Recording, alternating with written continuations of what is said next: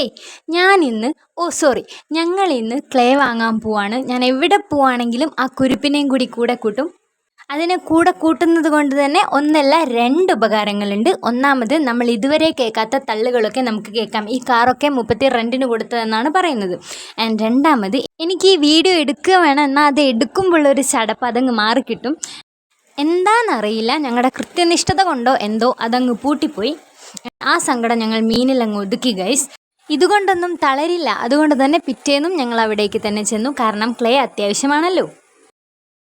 Clay വാങ്ങാൻ അന്ന് പറഞ്ഞിനു. അന്നപ്പോ എന്നോട് പറഞ്ഞു ഈ ഇപ്പൊ വരാനാ പറഞ്ഞേ.